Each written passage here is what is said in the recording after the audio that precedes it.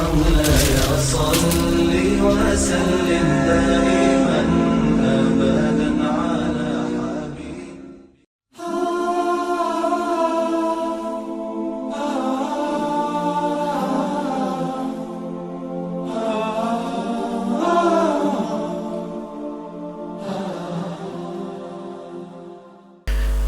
Assalamualaikum warahmatullahi wabarakatuh. Secara fitrah atau kita sebagai manusia ini merupakan sesuatu yang terkait erat dengan kehormatan manusia, dengan jati diri manusia, dengan fitrah salimah yang ada di dalam diri manusia untuk mengkonsumsi sesuatu yang halal dan baik. Maka salah satu kriteria kalau menurut para fuqaha di antara ulama itu, di antara makanan yang diharamkan itu adalah al-khaba'ith, makanan yang tidak bisa diterima secara fitrah manusia bahwa makanan itu makanan yang baik. Itu salah satu kriteria. Maka ada hubungan bahwa manusia itu secara umum, secara fitrah aslinya adalah ingin mengkonsumsi makanan yang halal dan baik.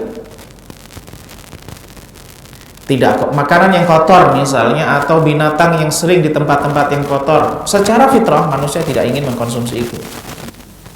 Kemudian wala tattabi'u khutuwati syaitan innahu lakum aduwwum mubin, dan jangan ikuti langkah-langkah setan, sesungguhnya setan itu adalah musuh yang nyata. Maka di antara strategi setan itu menjebak kita itu melalui pola hidup dari apa yang kita konsumsi. Mari kita perhatikan kisahnya Adam alaihi salam ketika dia berupaya untuk menjebak. Jadi iblis ingin menjebak Adam alaihissalam. Sejarah singkatnya, Allah subhanahu wa ta'ala memerintahkan semua penduduk yang ada di langit dari kalangan malaikat, kalangan jin untuk sujud kepada Adam alaihissalam. Kemudian iblis kana minal jinni fa fasaqa an amri rabbih, termasuk dia kalangan jin yang kemudian tidak mau taat kepada Allah, sehingga dia diusir dari surga, lalu memiliki skenario ingin menjebak Adam alaihissalam. Ketika Adam bersama dengan istrinya berada di surga, iblis berusaha untuk menemui Adam. Salah satu strategi atau pola yang dipakai oleh iblis menjebak Adam itu bahasanya begini, disebutkan dalam surah Thaha itu. Hal adulluka ala syajaratil khuldi wa mulkin la yabla. Adam, mau nggak nih saya kasih tahu satu pohon keabadian. Jadi kalau kamu makan, pesan yang ini sampaikan sebenarnya adalah syajaratul khuldi itu menurut bahasa iblis adalah, atau bahasa yang ingin pesan disampaikan adalah pohon keabadian. Maka kalau kita tanya ke orang-orang, apa buah yang dimakan oleh Adam? Semua menjawab buah khuldi, ya kan? Padahal artinya syajaratul khuldi itu pohon al-khuldi dari kata khalada, artinya kekal abadi. Maknanya kalau Anda makan berarti Anda kekal abadi di sini. Karena iblis juga memberikan bisikan bahwa sebenarnya Allah nggak ingin kamu abadi di sini. Maka sehingga Adam itu mengkonsumsi buah itu dan melanggar ketentuan Allah, sehingga semua pakaian itu dilucuti dan diusir dari surga. Itu contohnya. Bahwa wala tattabi'u khutuwati syaitan, jebakan-jebakan setan itu melalui pola hidup kita terkait mana? Pola konsumsi. Dan setan itu menjebak kita tidak hanya satu langkah dan tidak langsung to the point biasanya. Maka disebutkan khutuwat, langkah-langkah. Bisa jadi orang itu berlebih-lebihan ingin mengkonsumsi, bisa jadi orang itu ingin menikmati harta yang dimiliki dengan menuruti selera-selera dia. Maka lifestyle-nya itu ada banyak orang yang misalnya pokoknya semua jenis masakan, jenis kuliner ia ingin konsumsi. Pada ayat yang berikutnya, beberapa ayat berikutnya, Allah SWT mengatakan pola yang berbeda. Ya ayyuhalladzina amanu kulu min thayyibati ma razaqnakum washkuru lillahi in kuntum iyyahu ta'budun. Wahai orang-orang yang beriman, makanlah yang terbaik dari rizki yang aku berikan. Washkuru lillahi in kuntum iyyahu ta'budun, dan bersyukurlah kepada Allah Subhanahu wa taala apabila kamu menyembahnya, beribadah kepadanya, mengabdi kepadanya. Nah, pesannya beda. Bagi orang-orang yang beriman, maka sudah menyatu bagi dia memiliki standar bahwa yang dia makan itu hendaklah yang terbaik. Persoalan halal haram sudah selesai. Persoalan halal haram sudah selesai. Memang bahwa para ulama bahwa setiap yang halal itu, ada yang mengatakan setiap yang halal itu thayyib, dan setiap yang thayyib itu adalah halal. Memang ada sebagian yang mengatakan demikian. Sebagian yang mengatakan tidak semua yang halal itu thayyib, karena kehalalan itu bisa disebabkan tertentu sesuatu yang baik.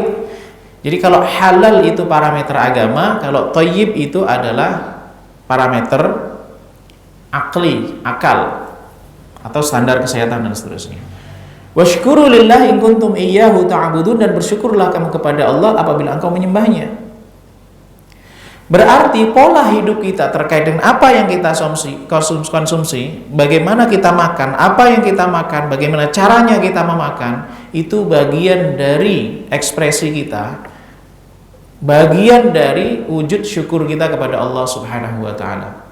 Maka sebenarnya kalau kita bersyukur atas rezeki yang yang diberikan kepada kita, kalau kita bersyukur atas karunia semua yang diberikan kepada kita, maka selayaknya kita juga mengatur pola konsumsi kita. Maka kul walbas wa tasaddaq fi ghairi sarafin wala makhilah, dalam hadis begitu. Makanlah, walbas, berpakaianlah, kemudian bersedekahlah tanpa berlebihan dan tidak bermegah-megahan. Nah, terkait dengan fikih konsumsi atau fikih makanan, fikih kuliner dan seterusnya yang berhubungan dengan apa yang kita konsumsi, itu ada beberapa pola yang memudahkan kita untuk mengetahui apakah ini halal, apakah ini haram, apakah ini boleh dikonsumsi ataukah ini tidak boleh dikonsumsi. Nah, apabila kita melihat pola-polanya itu atau kaidah-kaidahnya, akan memudahkan bagi kita dimanapun kita berada, dalam situasi di mana kita tidak menemukan teks hadis atau tidak menemukan ayat yang membahas tentang hal ini, tetapi kita memahami pola-polanya, maka insya Allah akan memberikan pemahaman kita, oh ini tidak boleh dikonsumsi, atau paling tidak dalam wilayah tertentu kita bersikap hati-hati. Nah, terkait dengan fikih makanan, yang pertama kalau kita lihat apa yang kita konsumsi itu bisa dibagi menjadi dua. Yang pertama, yang makanan atau minuman itu bersumber dari tumbuhan. Yang kedua, bersumber dari hewan atau daging dan seterusnya. Jadi polanya begitu. Yang pertama dari tumbuhan, yang kemudian yang satu nabati, yang satu hewani lah, begitu kalau kita sederhana. Yang hewani itu dibagi menjadi dua. Kalau kita membuat bagan-bagan, yang hewani itu dibagi menjadi dua, hewan yang berasal dari darat dan hewan yang berasal dari laut. Skema ini akan memberikan kita kemudahan untuk memahami. Yang pertama, yang terkait dengan makanan yang berasal dari tumbuhan atau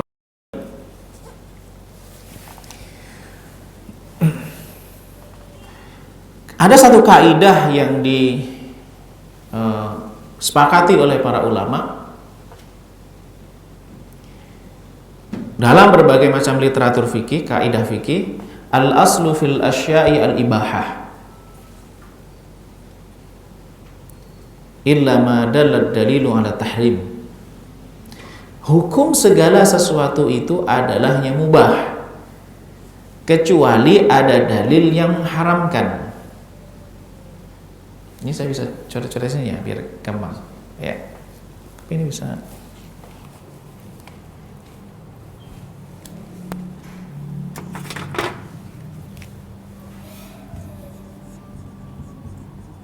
Makanan itu kalau kita bagi yang pertama hewani, ini berarti berasal dari hewan.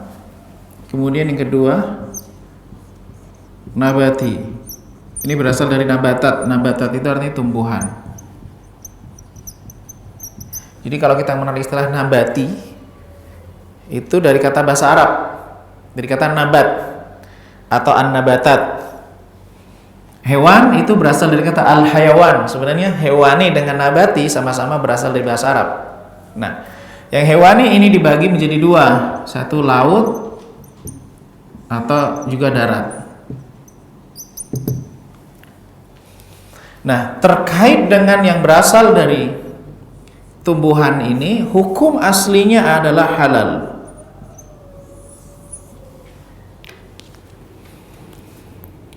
Para ulama menggunakan dalil huwallazi khalaqalakum ma fil ard. Dialah yang menciptakan untukmu apa yang ada di muka bumi ini. Berarti semua yang ada di muka bumi ini hukum asalnya adalah untuk manusia. Konsekuensi dari itu bahwa semuanya adalah halal. Menggunakan kaidah al-aslu fil asya al-ibahah. Hukum segala sesuatu itu adalah halal. Maka kalau kita cari ada tumbuhan, ada daunan atau buah-bahan, kita cari nggak pernah ditemukan hadis atau teks itu halal, maka berarti hukum aslinya adalah halal. Hukum aslinya adalah halal. Maka yang berasal dari nabati ini akan menjadi haram apabila dia menjadi haram apabila, nah inilah yang kemudian perlu kita, hukum asalnya adalah halal, maka menjadi haram apabila ada sebab tertentu. Ini menjadi bahan renungan kepada kita bahwa sebenarnya yang halal itu banyak, yang haram itu sedikit. Maka bagi seorang muslim selayaknya tidaklah berpikir yang haram saja sulit apalagi yang halal. Ini kan logika yang salah. Kalau yang haram sulit berarti yang haram, kalau yang haram itu sulit berarti yang halal mudah. Kenapa? Ruang halal itu jauh lebih banyak ketimbang yang haram. Nah, kapan tumbuhan itu menjadi haram? Yang pertama apabila dia memabukkan.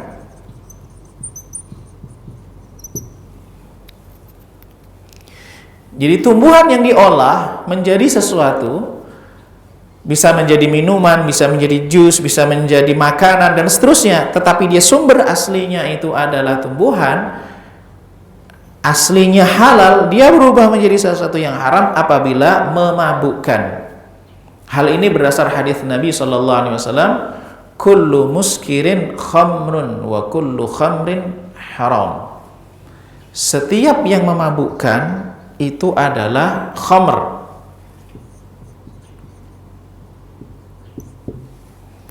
dan setiap khamr itu adalah haram. Apapun jenisnya, apapun wujudnya, segala sesuatu yang memabukkan itu hukum asalnya adalah, kalau hukum sesuatu yang memabukkan itu menjadi sesuatu yang haram, meskipun semula adalah halal. Apalagi kalau ada proses unsur kesengajaan menjadikan sesuatu itu sebagai benda yang memabukkan. Contohnya anggur ya, atau bahan-bahan yang kemudian diproses demikian rupa sehingga menjadi minuman yang memabukkan. Itu yang, maka kenapa ganja itu diharamkan? Kenapa apalagi obat-obat terlarang itu diharamkan? Kalau kita cari dalilnya secara spesifik, nggak ada ayat yang menyebutkan tentang ganja atau hadis dengan teks ganja. Tetapi Nabi SAW itu memiliki kelebihan yang para ulama menyebutkan jawami'ul kalim. Beliau itu mengungkapkan satu kata yang singkat tapi padat maknanya. Itu tadi, kullu muskirin khamrun wa kullu khamrin haram. Setiap yang memabukkan itu adalah khamr dan setiap khamr itu adalah haram. Kan singkat kata-kata itu. Tetapi dengan kata-kata yang sangat-sangat singkat dan itu, para ulama mengambil kesimpulan hukum yang sangat panjang, yang sangat banyak. Kemudian yang berikutnya adalah membahayakan.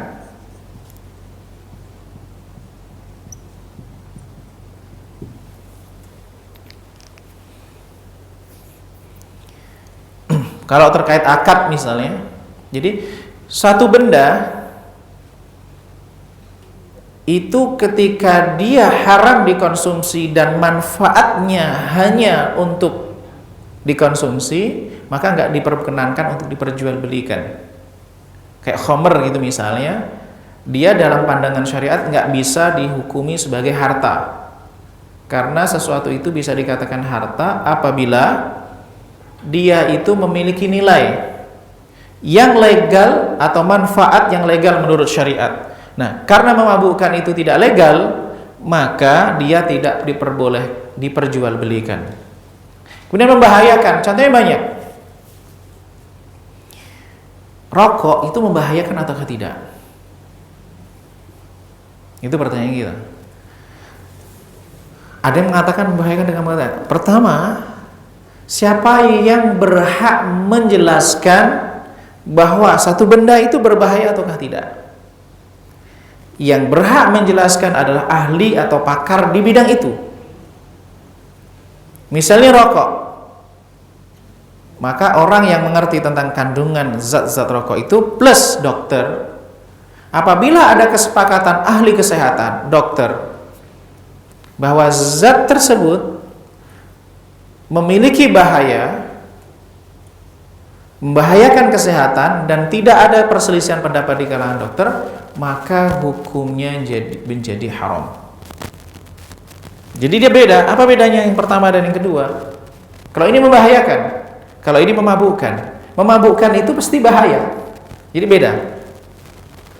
Kalau rokok tidak memabukkan, tetapi dia membahayakan, maka dia menjadi sesuatu yang berdasarkan apa? Hadis Nabi SAW yang kemudian diambil menjadi kaidah fikih. Ada penyebutan namanya la darara. Ini dalam kitab Muwatta, la darara wa la dirar.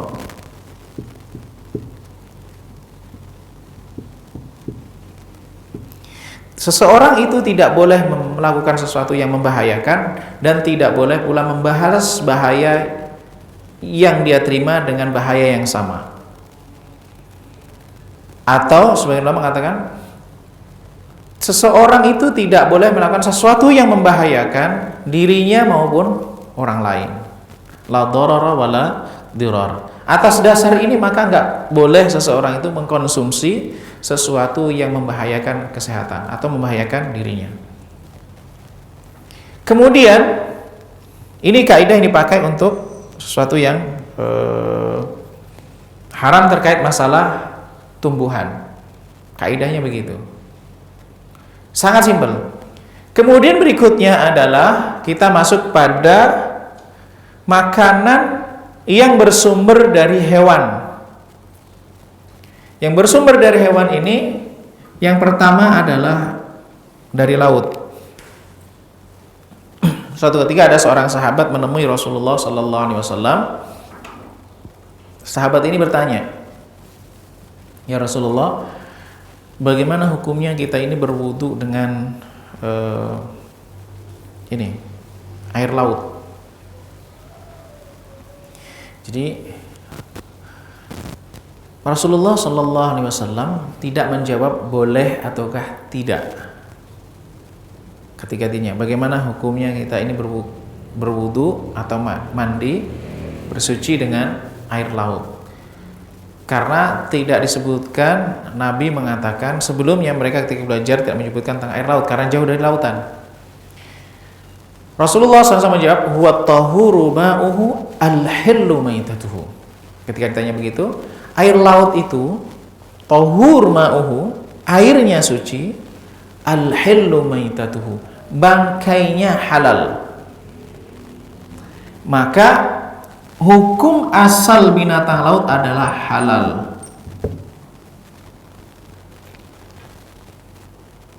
Ini skemanya, bahwa hukum asal binatang laut itu adalah halal. Berdasarkan hadis Nabi, huwa tahuru ma'uhu, airnya suci mensucikan, al-hillu maitatuhu, bangkainya halal. Airnya suci mensucikan, sedangkan bangkainya itu adalah halal. Kalau bangkainya saja itu halal, maka berarti tidak perlu sembelihan. Jadi perlu kita bedakan antara bangkai di laut dengan bangkai binatang laut. Jadi harus kita bedakan antara bangkai di laut, tidak semuanya halal. Tapi kalau bangkai binatang laut, itulah yang halal. Selama tentu kembali kepada kaidah tadi, bangkai dalam pengertian masih layak dikonsumsi. Yang dimaksud dengan bangkai itu apa? Yang mati dengan sendirinya. Yang artinya dia matinya bukan disebabkan atau disembelih oleh seseorang. Dan sebenarnya kalau binatang laut itu, misalnya kayak ikan ya, dan sejenisnya, itu seringkali ketika seorang nelayan mengambilnya, nanti sampai pantai itu sudah tidak bernyawa. Itu diperbolehkan.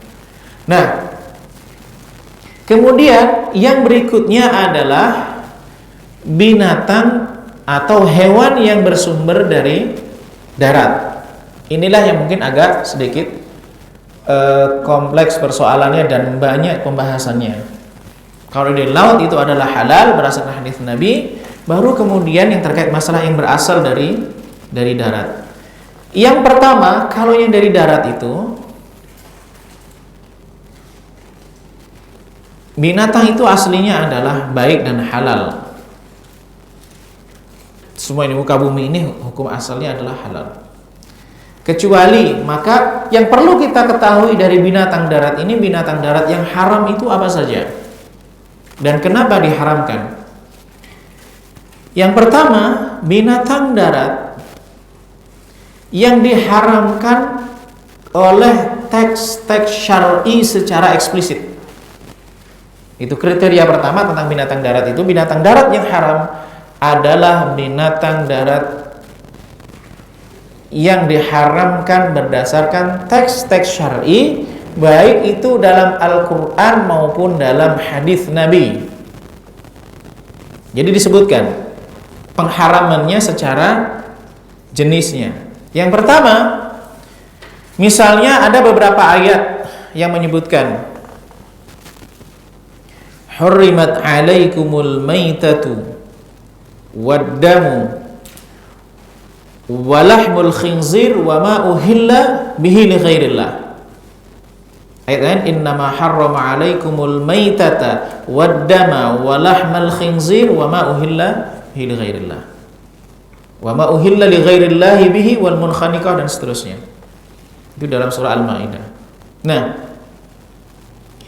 pada ayat ini disebutkan kata sesungguhnya Allah Subhanahu wa taala innama harrama alaikumul maitata. Innama harrama alaikumul maitata, bangkai, waddama, dan darah, walahmal khinzir, dan daging babi, wa ma uhilla bihi li ghairillah, atau wa ma uhilla bihi li ghairillah. Pertama, bangkai. Jadi binatang bangkai tadi kan ada bangkai laut, ada bangkai darat. Jadi kalau binatang yang berasal dari darat, hukum bangkainya itu adalah haram. Yang dimaksud dengan bangkai itu adalah binatang yang tidak disembelih, mati dengan sendirinya. Kalau dia disembelih maka tidak berlaku sebagai hukum bangkai. Atau disembelih dengan menggunakan alat yang mewakili, misalnya dengan tembak atau dengan panah yang tajam, maka itu tidak dihukumi sebagai bangkai.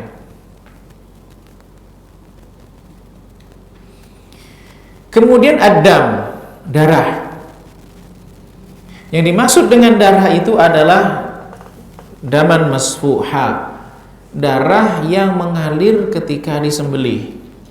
Jadi bukan semua darah.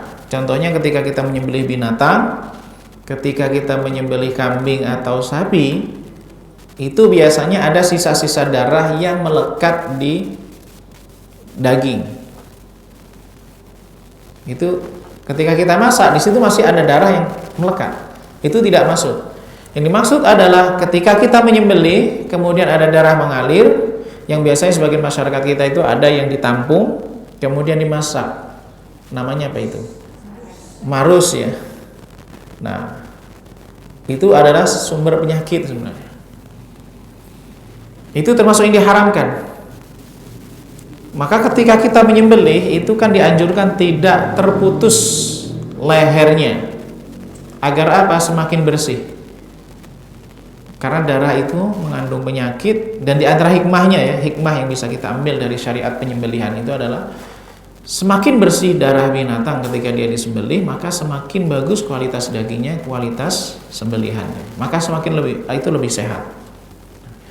Walahmal khinzir, dan daging babi.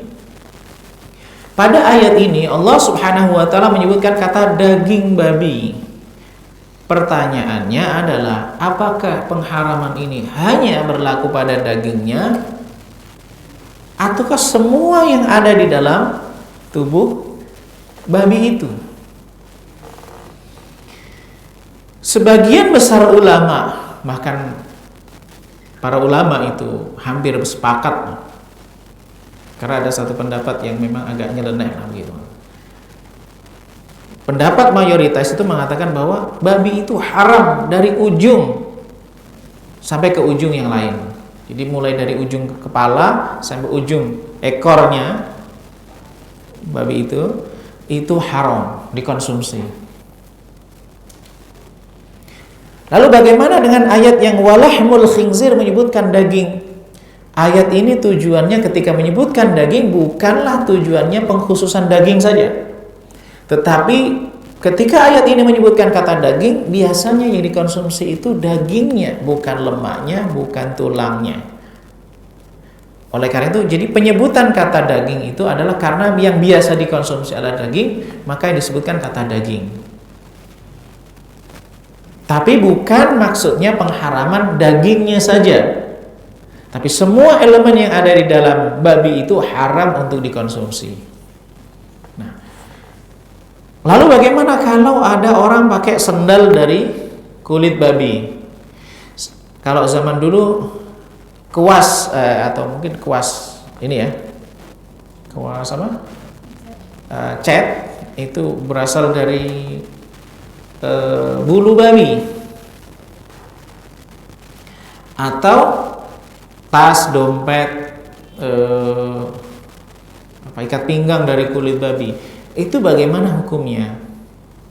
Yang pertama perlu kita ketahui bahwa yang diharamkan itu adalah dikonsumsi. Itu detik ini yang perlu kita lihat dulu. Sedangkan cat, apalagi kuas yang untuk ngecat, kemudian sendal atau sepatu atau dompet atau ikat pinggang yang berasal dari kulit babi itu, pembahasannya sebenarnya bukan wilayah halal atau haram, tapi pembahasannya najiskah ataukah tidak najis. Jadi najis tidak najis itu berefek pada ketika orang akan sholat, harus dilepaskan, harus dibersihkan ataukah tidak. Jadi menyentuh barang najis itu tidak haram. Yang haram itu adalah mengkonsumsi barang najis. Jadi kita bedakan. Maka beberapa waktu yang lalu ada yang memiliki pandangan di beberapa media sosial, selayaknya ada sertifikasi halal untuk sendal dan seterusnya. Sendal itu nggak dikonsumsi. Jadi pembahasannya bukan masalah halal haram. Pembahasannya adalah najis tidak najis. Satu yang berbeda. Wa ma uhilla bihi li ghairillah, atau pada ayatnya wa ma uhilla li ghairillah bih, yang disembelih untuk selain Allah.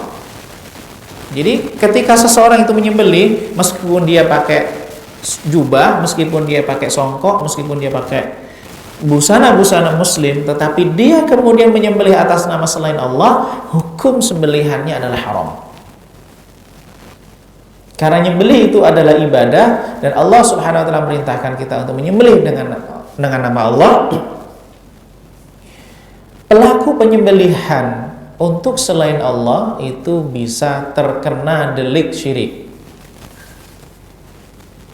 Artinya itu perbuatan yang dapat membuat seseorang itu menjadi menyekutukan Allah Subhanahu wa taala. Sedangkan sembelihannya itu tidak halal. Nah, ini yang disebutkan pengharamannya berdasarkan nas teks syar'i dari Al-Qur'an. Berikutnya yang diharamkan berdasarkan teks yang lain itu adalah, ini berdasarkan hadis Nabi Sallallahu Alaihi Wasallam,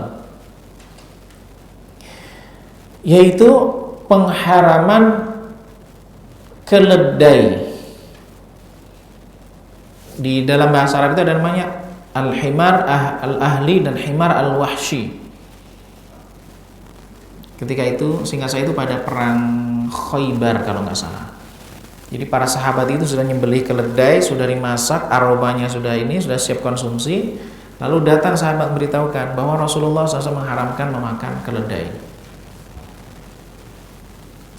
daging keledai. Namanya himar. Maka kita menemukan ayat kamathal himar yahmilu asfara, seperti keledai yang membawa kitab. Nah, itu namanya himar. Tapi ada lagi yang namanya himar wahshi. Kalau himar ahli itu artinya keledai, itu haram, sepakat para ulama. Ada lagi yang namanya himar wahshi. Kalau himar ahli itu keledai, himar wahshi itu adalah zebra. Zebra itu halal hukumnya. Begitu juga kuda. Dalam Sahih Bukhari, Sahih Muslim itu disebutkan bahwa pada masa Nabi Shallallahu Alaihi Wasallam pernah ada orang yang menyembelih kuda, dan kuda itu hukumnya adalah halal.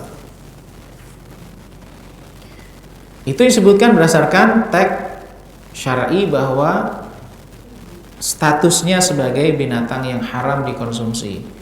Yang kita sebutkan tadi, kalau binatang itu adalah babi. Kemudian yang kedua tadi kita sebutkan adalah keledai. Berikutnya, binatang haram tetapi disebutkan berdasarkan ciri-cirinya. Apa ciri-cirinya? Nabi Shallallahu Alaihi Wasallam melarang memakan atau mengkonsumsi hewan yang bertaring. Kul dzina bim minas siba, setiap binatang bertaring dari binatang buas.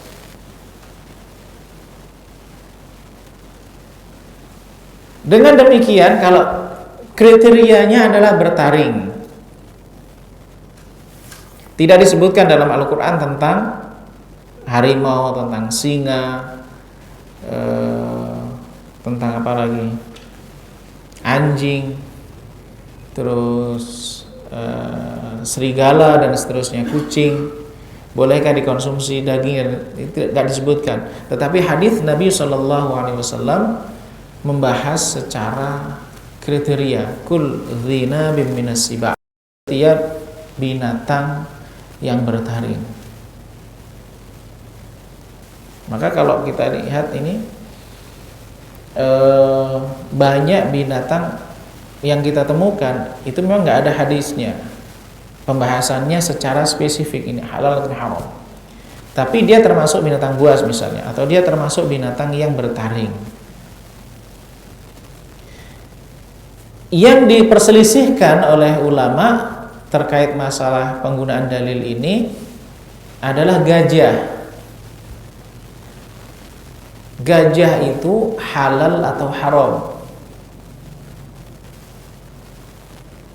Meskipun ya saya rasa seseorang itu nggak berpikir menyembelih gajah. Gimana nyembelih gajah? Nangkep saja. Gitu. Ya. Adanya juga di sebagian tempat di Ragunan. Nah, sebagian besar ulama berpendapat gajah itu haram.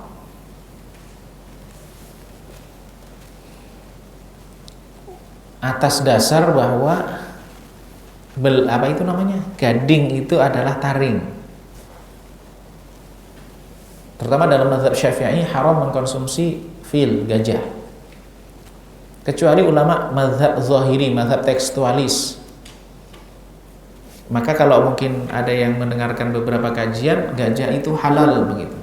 Jangan kaget, karena ada pandangan ulama klasik yang berpendapat ulama dari kalangan mazhab zahiri, mazhab tekstualis berpendapat boleh. Kenapa? Gajah itu bukan binatang buas. Yang kedua, itu gading itu bukan taring. Karena dalam bahasa Arab taring itu bahasa Arabnya adalah nab. Sedangkan gading itu bahasa Arabnya aj. Jadi beda ya. Nab pakai nun, yang satu pakai ain. Nab, nun, alif, ba. Kul dzinabim minasiba. Setiap yang punya taring. Sedangkan gajah itu aj. Jadi aj itu ain. Sudah beda istilahnya. Maka dia gajah nggak masuk dalam kriteria ini. Apakah gajah termasuk binatang buas? Dalam hadis Nabi, kullu dzinabin minasiba, binatang buas. Gajah nggak makan daging. Iya, nggak ada gajah yang makan daging. Nggak, makannya makan rumput. Berarti dia bukan binatang buas. Maka inilah sebagian ulama berpendapat gajah itu halal. Tapi ulama mazhab Syafi'i dan sebagian besar ulama berpendapat gajah itu tidak diperkenankan dikonsumsi. Ini penjabaran tentang hadis itu. Dan pengecualian lagi, ada yang dia itu bertaring tapi halal menurut pendapat sebagian besar ulama. Ad-dhaba. Ad-dhaba itu kalau kita bahasakan hinya. Nah, tahu hinya? Hinya itu mirip anjing ya. Mirip. Ad-dhaba. Jadi pernah seorang sahabat itu bertanya kepada Rasulullah SAW tentang dhaba. Dhaba itu hinya. Hinya itu tulisannya gimana ya? Dia pokoknya kalau nanti dicari di Google atau dari YouTube tulis hinya, nah gitu lah. Atau kalau tulis Arab dot ba ain. Dhaba. Dot ba ain. Ketika ditanya tentang hal itu, beliau menjawab minas said atau as-said. Said itu binatang buruan, artinya diburu. Boleh diburu berarti dia itu boleh dikonsumsi. Nah, gitu. Ini pendapat sebagian besar ulama mazhab Syafi'i, mazhab Hambali berpendapat boleh. Tapi ulama mazhab Hanafi berpendapat tidak boleh mengkonsumsi dhaba, hinya. Karena hinya itu termasuk dalam kategori hadis Nabi yang bertaring. Jadi memang dalam konteks halal dan haram ada wilayah-wilayah tertentu yang para ulama berbeda pendapat. Contohnya misalnya buaya. Buaya itu binatang darat, binatang laut. Ada buaya darat, ada buaya laut. Gitu misalnya. Apakah dia hidup dua alam? Ini perlu dikaji lagi. Memang itu khilaf. Ada misalnya sempat membuat heboh. Kalau di Indonesia itu kan rata-rata bermadzhab Syafi'i. Dalam mazhab Syafi'i tidak diperkenankan makan buaya. Ada beberapa fatwa di ulama di Saudi misalnya berpendapat boleh makan buaya karena dia binatang laut. Jadi semua binatang yang ada di laut itu halal pokoknya. Tapi ulama Saudi juga nggak sepakat. Ulama-ulama kontemporer sekarang mengkaji masalah buaya juga nggak sepakat. Mereka mengatakan, misalnya saya sempat melakukan beberapa kajian, saya lupa itu dari ulama Saudi membahas bahwa buaya itu masuk kategori as-siba dan dzinab. Hadisnya kullu dzinabim minas siba.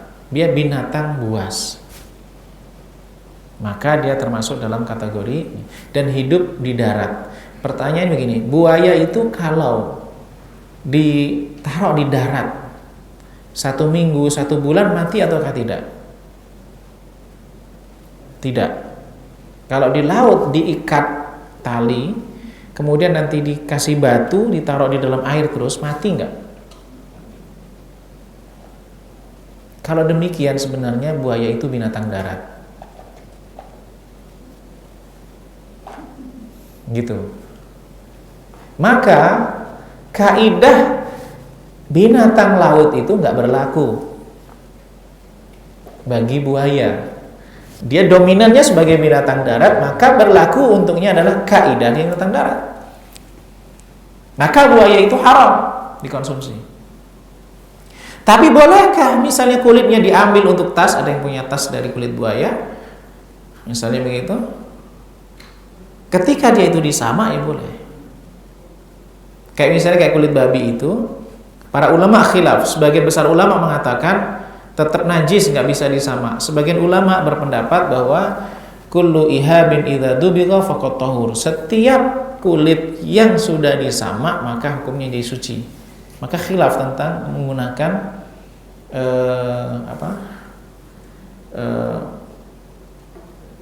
tas dan sejenisnya, sepatu yang terbuat dari kulit babi.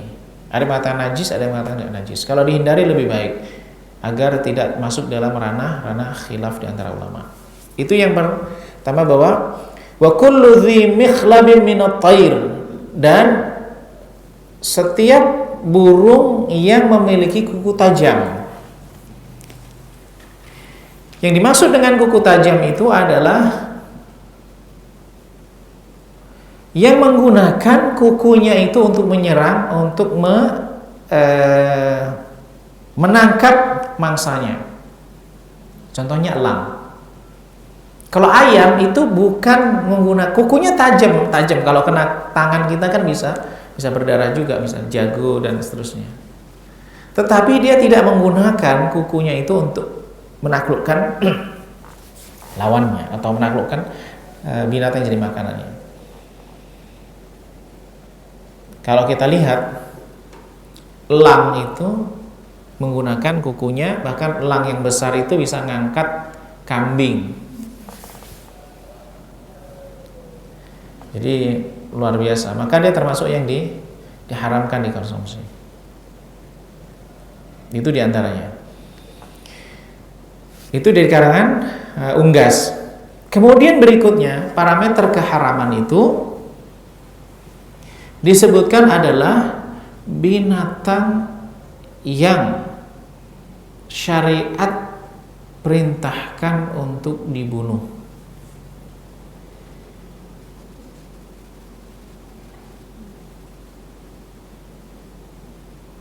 Itu ada 5 fawasiq.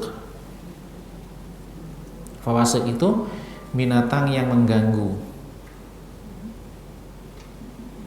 binatang yang membuat orang nggak nyaman. Fawasiq dari kata fasiq, yang masuk diantaranya al-ghurab itu gagak, wal hada'ah itu elang rajawali, wal aqrab itu kalajengking,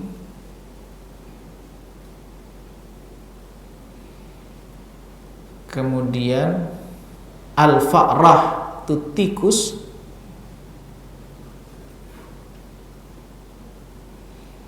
berikutnya adalah al kalb al aqur, anjing buas, anjing yang mengganggu, disuruh bunuh. Jadi gini, hadis ini berbicara tentang disuruh membunuh binatang-binatang itu. Tetapi kesimpulan dari suruh membunuh itu adalah ini haram dikonsumsi. Kenapa kok bisa begitu? Padahal hadisnya nggak berbicara masalah konsumsi. Jadi begini, logika hadisnya adalah syariat menyuruh membunuh binatang ini.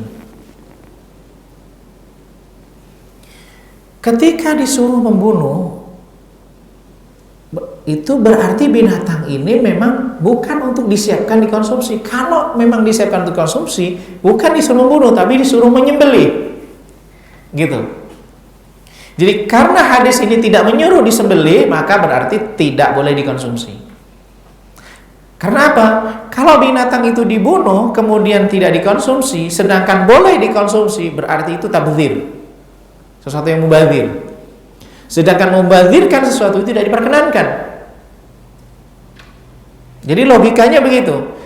Apa hubungannya antara hadis yang memerintahkan untuk dibunuh, untuk membunuh binatang itu, dengan hukum haram mengkonsumsi binatang yang disuruh dibunuh?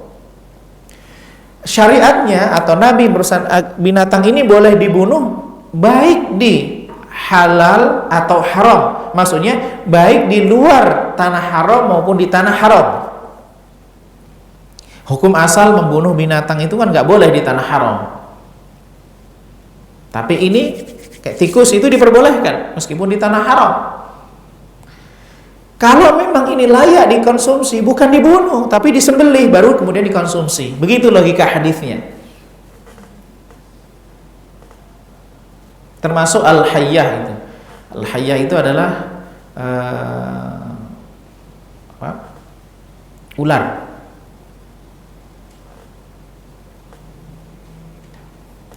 Kalau cicak itu termasuk emang disuruh membunuh, cicak dan sejenisnya. Di samping itu dia termasuk hasyarat. Hasyarat itu binatang-binatang yang kayak laba-laba, kayak serangga, itu termasuk hasyarat. Hawamul ard dalam beberapa hadis. Nah, binatang yang disuruh dibunuh ini termasuk kategori binatang yang diharamkan dikonsumsi. Berikutnya adalah binatang yang haram dibunuh, juga tidak boleh dikonsumsi.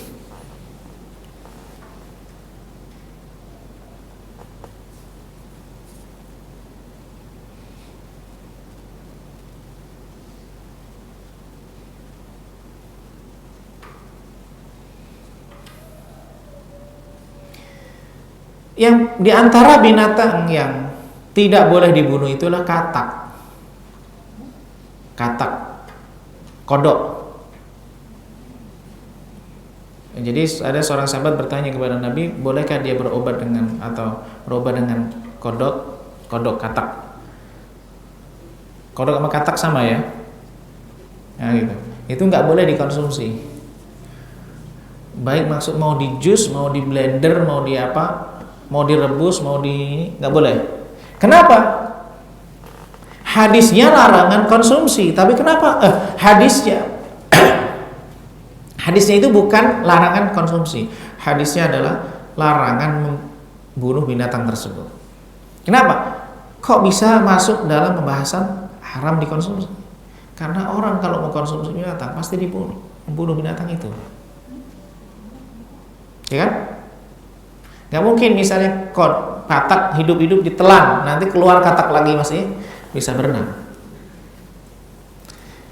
Nggak mungkin. Maka konsekuensi dari mengkonsumsi itu adalah membunuh. Padahal binatang ini tidak boleh dibunuh, maka tidak diperkenankan.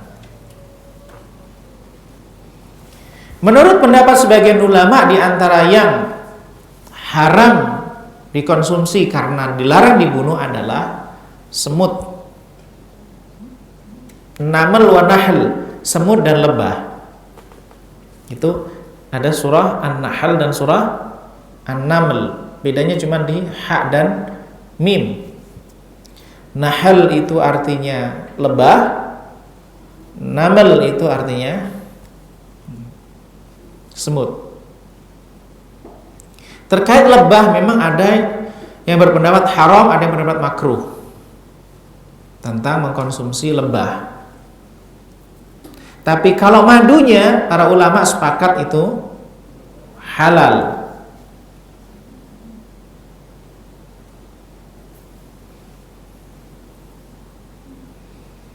Termasuk yang haram dikonsumsi karena tidak diperkenankan dibunuh adalah hudhud. Burung hudhud. itu tidak diperkenankan dibunuh, maka juga tidak diperkenankan untuk dikonsumsi.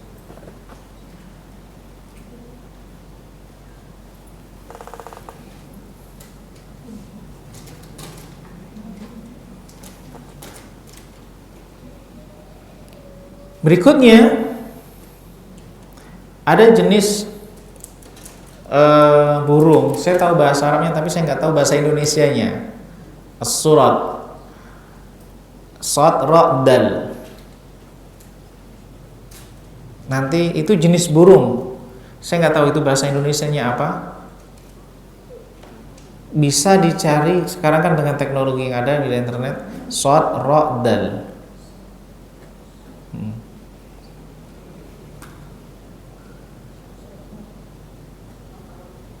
Ya, surat itu juga tidak diperkenankan dibunuh.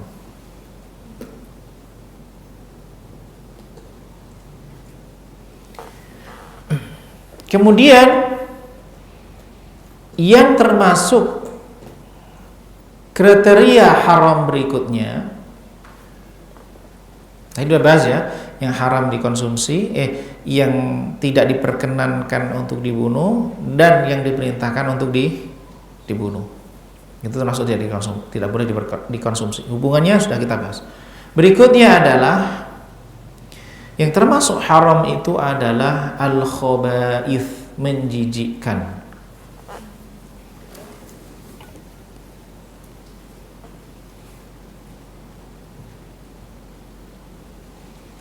Berdasarkan firman Allah Subhanahu wa taala, a'udzubillahi ssamil alim minasyaitonir rajim, wa yuhillu lahumut thayyibat wa yuharrimu 'alaihimul khaba'ith. Menghalalkan kepada mereka sesuatu yang baik, at-thayyibat, sesuatu yang baik, sesuatu yang bagus. Wa yuharrimu 'alaihimul khaba'ith, dan mengharamkan bagi mereka sesuatu yang menjijikkan. Yang dimaksud dengan sesuatu yang menjijikkan ini ada sesuatu yang benar-benar menjijikkan dan itu disepakati oleh para ulama keharamannya. Ada sesuatu yang definisi menjijikkan itu masih diperselisihkan. Perlu dibuat kriteria. Yang haram tadi kan karena kriterianya. Saya ulangi gambarnya. Karena dia disebutkan teks syar'i dia haram. Karena itu disebutkan anjing dan keledai. Ada yang diharamkan karena sifat-sifat bentuknya kriteria, karena bertaring, karena dia berkuku tajam. Ada yang diharamkan karena dia itu dilarang dibunuh. Diharamkan karena dia itu diperintahkan untuk dibunuh binatang itu. Berikutnya adalah karena dia menjijikkan. Nah, kriteria standar menjijikkan inilah yang kemudian menjadi perdebatan. Ada yang disepakati dan ada yang diperselisihkan. Yang disepakati itu apa? Najis. Sesuatu yang najis itu pasti haram.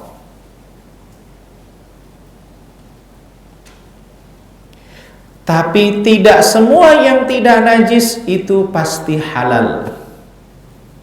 Jadi sesuatu yang najis pasti haram dikonsumsi, najis. Tapi sesuatu yang enggak najis belum tentu halal.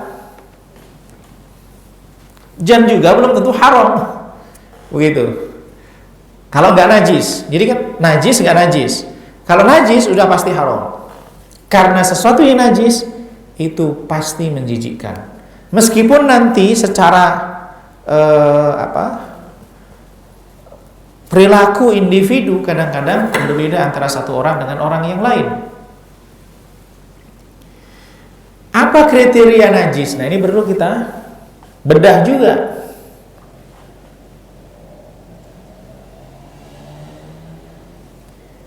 Bangkai itu termasuk atau yang najis pada wilayah-wilayah yang mengalirkan darah padanya.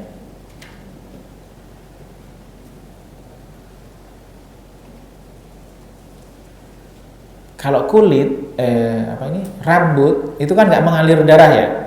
Bulu itu kan nggak mengalir darah, nggak najis. Kalau najis itu kan dibagi menjadi 3 menurut para ulama. Mughalladhah, mutawassithah dengan mukhaffafah. Semuanya najis.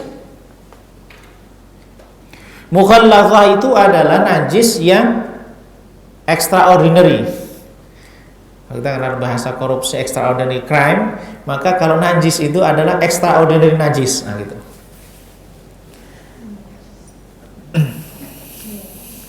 Ya, najisnya ekstrim. Maka cara membersihkannya juga lebih ekstrim daripada najis biasanya. Inilah yang disebut idza walaghal kalbu fi ina'i ahadikum faghsiluhu sab'an ulahunna biturab atau kama qala Rasulullah SAW. Apabila ada seekor anjing itu menjilati wadahmu, wadah bisa nampan, bisa ini seterusnya. Faghsiluhu sab'an, maka dibasuh 7 kali.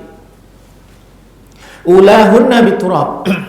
Yang pertama atau ihdahunna biturab. Yang pertama itu dengan debu, baru kemudian dengan air seterusnya. Nah itu yang mughalladhah. Liur anjing.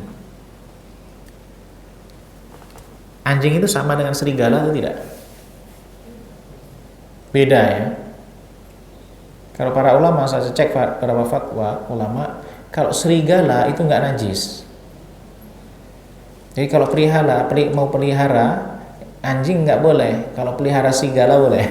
Berarti gitu. Nggak najis. Tapi bahaya gitu. Air liurnya. Bagaimana dengan badannya, bagaimana dengan kulitnya, dan seterusnya, itu yang khilaf di antara ulama. Kalau babi bagaimana? Dalam mazhab Syafi'i, babi itu mughalladhah sama kayak anjing. Tapi ternyata saya sangat takjub dengan ketika saya membaca di Majmu' Syarah Muhadzab karyanya Imam Nawawi, beliau berpendapat babi itu najisnya nggak sama dengan anjing, tapi dia najisnya mutawassithah. Karena hadisnya itu khusus terkait dengan anjing, dan hadis itu terkait masalah metode yang dipakai membersihkan najis itu sifatnya bukanlah akli, maka tidak boleh dianalogikan anjing ke babi karena beda binatang. Maka babi itu najisnya sama dengan najis-najis biasa. Yang kedua yang mutawassithah itu ya najis-najis yang keluar dari 2 jalan depan dan belakang kecuali air mani. Jadi ada mani, ada madhi, ada wadi. Air mani itu menurut para ulama tidak najis. Madhi dengan wadi itu najis. Air seni itu termasuk satu yang najis. Yang keluar dari belakang itu juga najis dari manusia. Bagaimana dengan kopi luwak?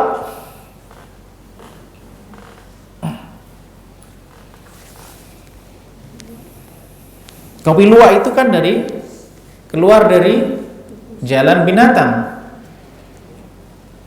Pernah ada yang minum kopi luwak di sini? Nah, coba. Jangan-jangan haram. Jangan-jangan. Kopi luwak itu keluar dari luwak. Iya. Jadi begini. Terkait dengan binatang yang keluar dari 2 jalannya binatang, itu kalau dalam mazhab Syafi'i, semua yang keluar dari 2 jalan itu hukumnya najis. Kalau dalam mazhab Hambali, kalau binatangnya itu halal dikonsumsi, maka kotorannya nggak najis. Kalau haram dikonsumsi, maka kotorannya najis. Maka dulu sempat ramai bagaimana hukum minum air kencing onta. Di media sosial kan sempat ramai itu. Itu memang benar, sahih. Peristiwa itu terjadi, ada orang yang sakit, Nabi memerintahkan dia untuk minum air kencing onta. Sebagian ulama memang ada yang menilai ya onta zaman dahulu kan memakan tumbuhan-tumbuhan segar yang dari makanan itu ada herbalnya lah gitu kurang lebih gitu. Yang memberikan efek kesehatan. Sebagian ulama kalau dalam mazhab Syafi'i melihat makannya orang tersebut minum air kencingan onta itu karena darurah. Maka tetap itu jadi dalam kondisi terpaksa, hukum asalnya tetap haram dalam mazhab Syafi'i. Nah, luwak itu bertaring ya? Iya. Benar. Berarti dia memenuhi kriteria sebagai binatang haram dikonsumsi. Bagaimana dengan kopi luwak? Pertama, ketika kotoran itu keluar dari luwak, itu berubah ataukah tidak berubah? Wujudnya tidak berubah. Maka dinamakan mutanajis. Benda yang terkena najis. Kalau binatang itu adalah benda itu mutanajis, contohnya gini, orang nelan kelereng nanti keluar lagi kelereng, atau koin keluar lagi koin, koinnya dicuci kemudian untuk belanja masih bisa kan? Iya. Kalau sudah dicuci dibersihkan berarti dia bersih. Demikian juga kopi luwak itu, ketika dia keluar dari luwak itu najis memang, terkena najis. Kalau najis itu benda najis, kalau mutanajis benda yang terkena najis. Kopi itu nggak berubah dia. Kan yang diambil itu kan luwaknya itu kan luarnya dari kopi itu. Ketika keluar itu masih wujud kopi, nggak berubah sama sekali dari bentuk asal. Maka ketika dibersihkan sedemikian rupa dan proses seterusnya, maka dia menjadi bersih, berarti najisnya hilang. Kalau najisnya hilang berarti dia kembali menjadi suci. Kalau sesuatu yang suci, hukum asalnya adalah halal, maka menjadi halal. Begitu. Maka kopi luwak itu bagaimana hukumnya? Tergantung. Ketika dikonsumsi sudah dibersihkan atau belum? Kalau sudah dibersihkan berarti dia suci, kalau belum dibersihkan itu berarti terkena najis. Begitu. Saya rasa juga nggak ada yang konsumsi sebelum dibersihkan. Tuh. Jadi segala sesuatu yang najis itu hukumnya adalah haram. Bagaimana dengan kasus-kasus yang lain juga terjadi? Misalnya vaksinasi yang menggunakan atau bersentuhan dengan zat-zat yang najis ya, maka itu dilihat apakah sudah terjadi istihalah. Istihalah itu gini, dalam pandangan mazhab Syafi'i itu kalau benda itu sedikit terkena najis, benda cair. Vaksin itu kan benda cair ya. Kalau dia kuantitasnya sedikit kemudian terkena najis, maka najis semuanya. Kalau dalam mazhab Hambali, air itu sedikit terkena najis, selama warna aroma rasanya nggak berubah, itu nggak jadi najis. Maka kalau bagaimana dengan vaksin, kayak percampuran persentuhan itu khilaf. Maka itu kalau kita lihat kembali khilaf bagaimana konsep dasarnya ya. Ini sebelum kita membahas masalah fatwa-fatwa ulama di Indonesia dan seterusnya, itu di luar konteks itu. Tapi secara basis teorinya begitu. Jadi kalau kita punya wadah, ya kan, ada air, ada ini, kemudian kemasukan najis, bolehkah air itu diminum? Ini di luar like atau dislike, suka nggak suka. Konteksnya bukan itu.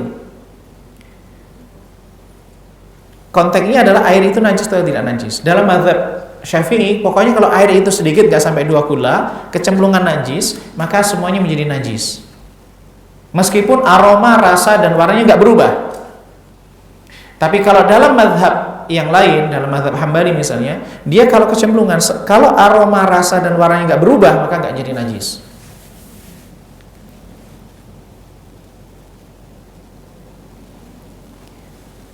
pernah nggak terpikir bahwa kita misalnya di rumah makan yang wajannya itu, tempat penggorengannya itu digunakan untuk menggoreng daging babi dan goreng ikan.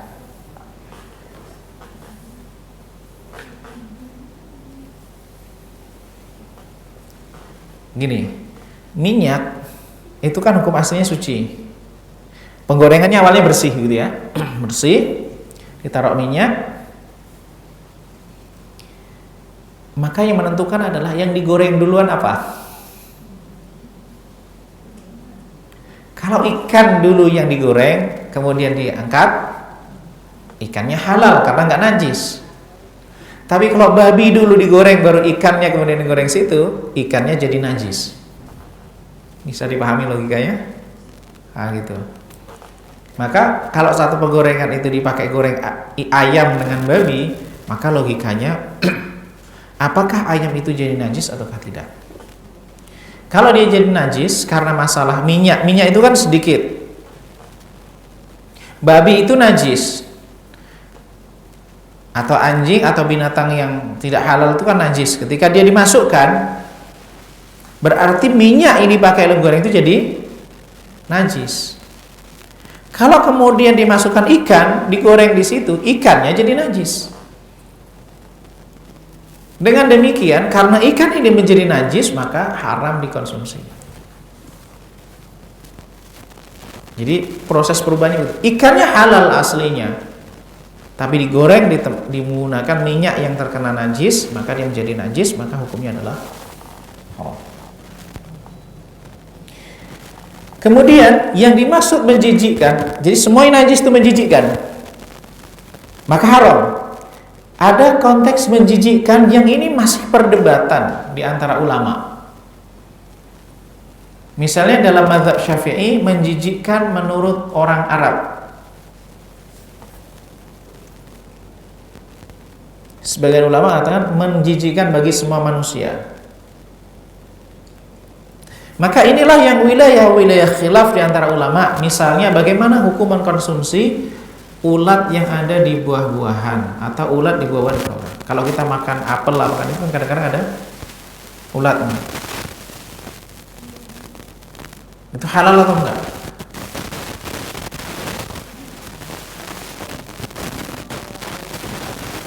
Kalau nggak tahu, itu contoh kasus ya, kasusnya begitu. Bagaimana sekarang ada herbal yang dibuat dari cacing?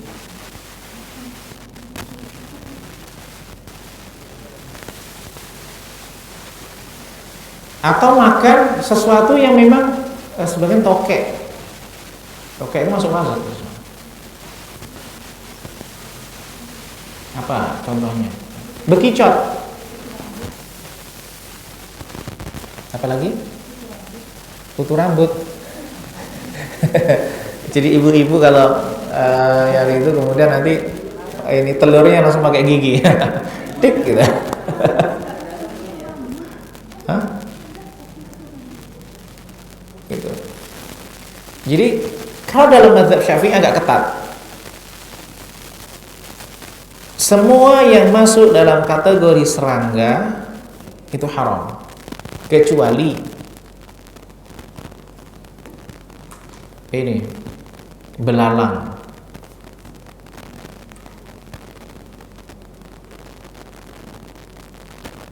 semut, kemudian bekicot, itu masuk kategori serangga ya dalam pengertian syariat. Hasyarat atau hawamul ard.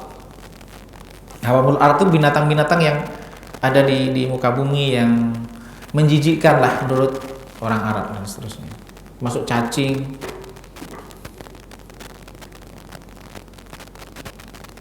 Jadi yang mazhab Syafi'i ketat dalam masalah ini. Termasuk bekicot. Apalagi jenis bekicot itu. Itu tidak diperkenankan konsumsi. Kalau yang agak sedikit longgar itu mazhab Maliki, yang memperbolehkan hasyarat kecuali yang dilarang, diperbolehkan. Jadi mazhab Maliki agak lebih longgar dalam masalah ini.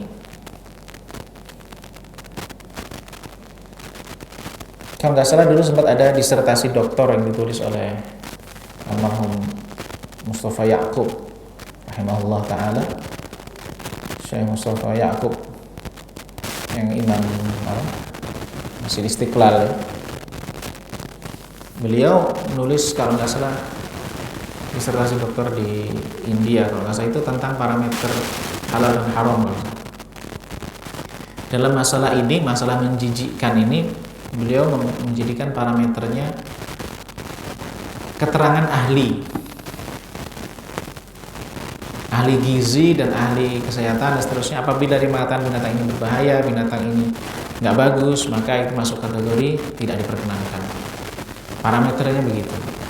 Tapi ini memang layak ranah khilaf masalah ini. Masalah binatang yang menjijikkan tapi dia nggak najis. Berikutnya yang masuk kategori najis ada al-jallalah. Al-jallalah itu adalah binatang halal yang makan sumber makanannya itu najis.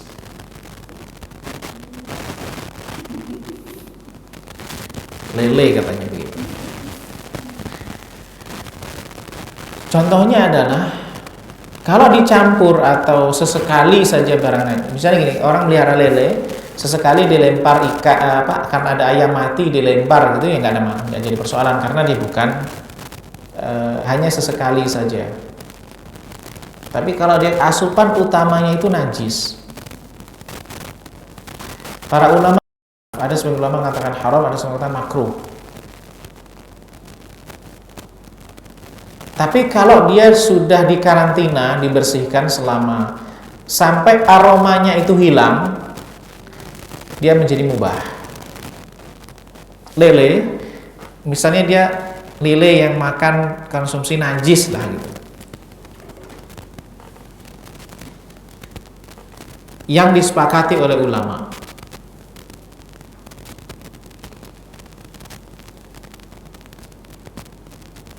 Kalau kotoran ayam, kotoran sapi, misalnya atasnya sapi, bawahnya lele, itu masih khilaf.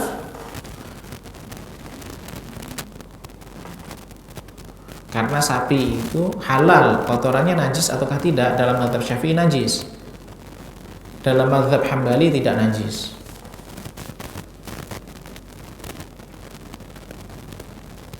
Tapi kita hidup di Indonesia, dalam konteks semacam ini perlu menyesuaikan atau paling tidak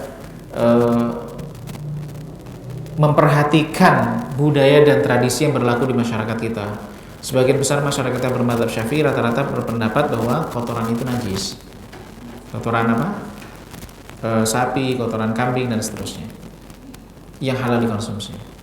Nah, ketika lele ini konsumsi utamanya adalah barang najis, maka dia disterilkan, dikarantina sampai aromanya itu hilang. Ketika aromanya hilang, aroma najisnya itu hilang, maka dia boleh dikonsumsi. Ini terlepas dari persoalan suka atau tidak suka. Ini maksudnya gini, wah kalau saya nggak tahan konsumsi begitu, itu persoalan pribadi. Kita tidak membahas Anda suka atau tidak suka, tapi bahasanya adalah halal atau tidak. Kalau dalam mazhab Syafi'i makruh, tidak sampai level pada haram tentang jallalah ini. Kalau makruh dikonsumsi kalau aromanya masih ada. Itu terkait dengan masalah jallalah. Dan ini mungkin banyak menjadi persoalan di masyarakat kita karena sebagian misalnya ada beberapa yang menjadikan ternak itu konsumsinya adalah barang-barang atau benda yang najis begitu. Nah, inilah sebenarnya kalau kita jelaskan kriteria halal sesuatu itu menjadi haram apabila memenuhi itu. Kemudian berikutnya bisa menjadi haram karena sama dengan alasan itu, memabukkan atau membahayakan atau mematikan. Termasuk mematikan.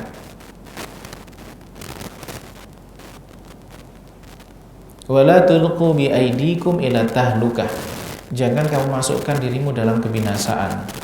Maka kalau orang ada sakit, kemudian dia sudah ada rekomendasi dokter nggak boleh konsumsi A, B, C, D, maka mengkonsumsi itu bisa level haram apabila memang bahayanya bahaya yang sangat besar dan meyakinkan. Termasuk adalah racun. Racun itu hukumnya adalah haram dikonsumsi. Bagaimana dengan alkohol? Apakah dia itu termasuk najis ataukah tidak najis?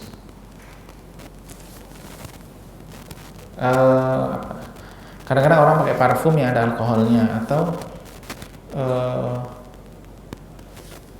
makanan itu kadang-kadang ada kandungan sejenis alkohol dan seterusnya. Jadi perlu dibedakan, yang diharamkan itu yang memabukkan, jenis alkohol macam-macam. Kemudian parfum itu dikonsumsi ataukah tidak? Tidak dikonsumsi. Untuk pakaian, apakah sesuatu yang memabukkan itu najis ataukah tidak najis? Para ulama mengatakan, jadi beda antara alkohol yang untuk parfum dengan untuk makanan.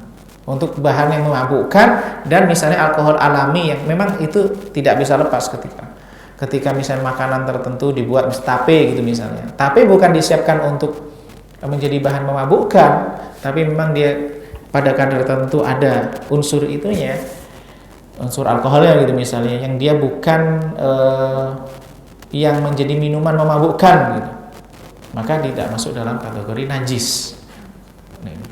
Ini jadi gambaran itu ya, tentang pola konsumsi terkait halal dan haramnya. Ada bingkai yang lainnya, yaitu yang menjadi parameter dan kerangka kita dalam mengkonsumsi sesuatu dari sisi pola dan etikanya. Apa itu? Tidak berlebihan, tidak ada unsur kesombongan. Kul walbas wa tasaddaq fi ghairi saraf wala. Jadi makan dan minum, makan dan berpakaianlah tanpa ada berlebih-lebihan. Maka kalau kita makan sesuatu yang halal kemudian berlebih-lebihan, kita tidak membutuhkan itu, tapi kita ingin sebagai sarana untuk kesombongan dan seterusnya, maka itu bisa masuk menjadi perkara yang diharamkan. Memang yang dimakan itu halal, tetapi perilaku itu adalah perilaku yang diharamkan. Ini kita lihat dari sisi itu.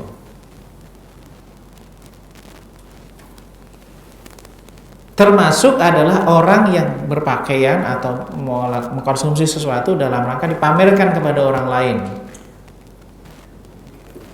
secara berlebihan. Misalnya ketika walimah, kemudian dia berlebihan, maka termasuk pola lifestyle-nya dalam mengkonsumsi sesuatu itu tidak dibenarkan menurut kacamata syariat.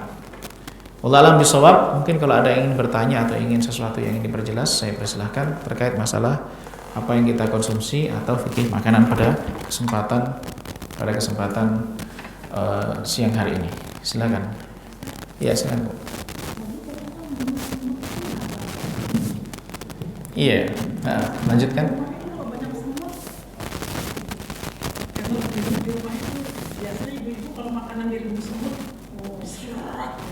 Iya.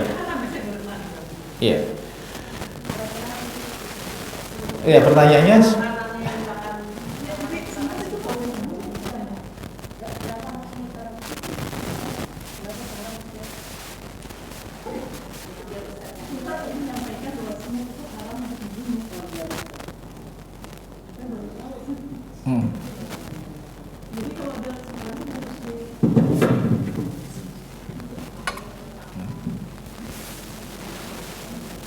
ya, ada yang lain atau saya jawab dulu? Iya. Termasuk yang tidak diperkenankan oleh syariat ini membunuh semut.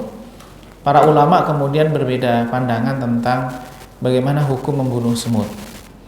Yang pertama, membunuh semut itu sendiri ada yang mengatakan makruh, ada yang mengatakan haram karena larangannya.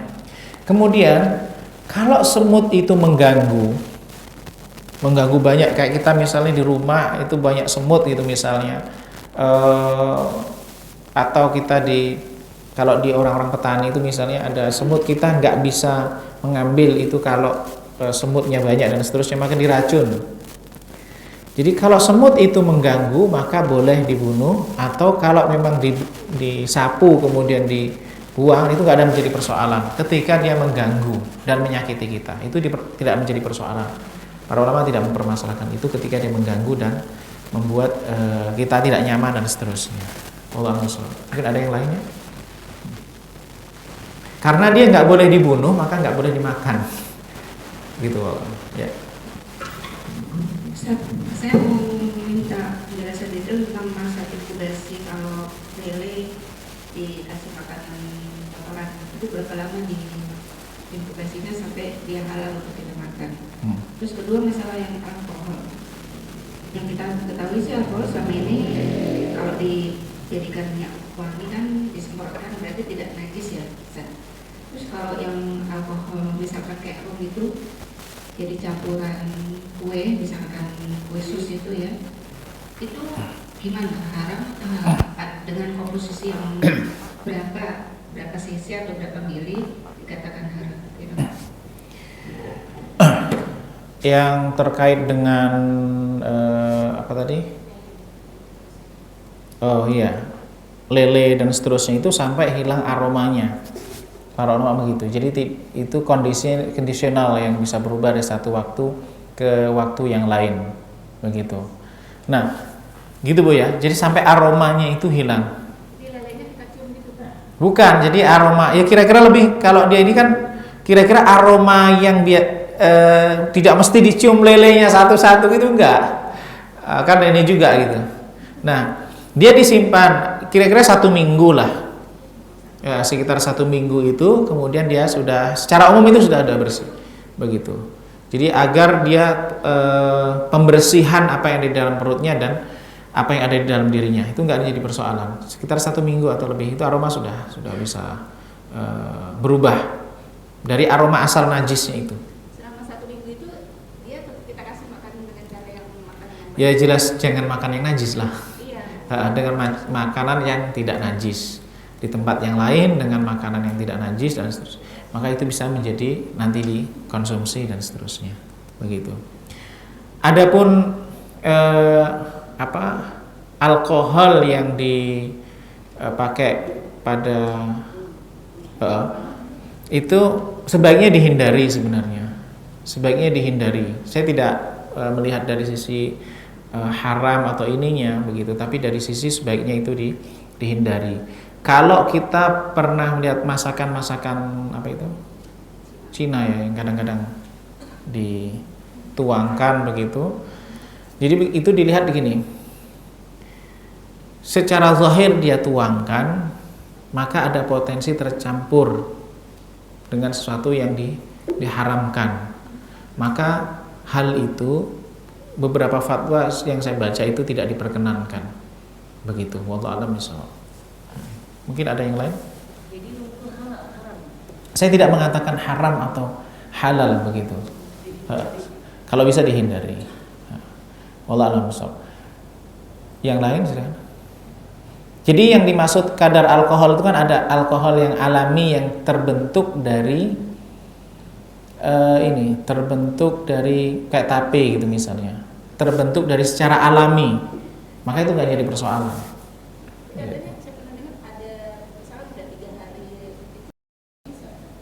Apanya? Kayak tape atau tape ketan. Iya.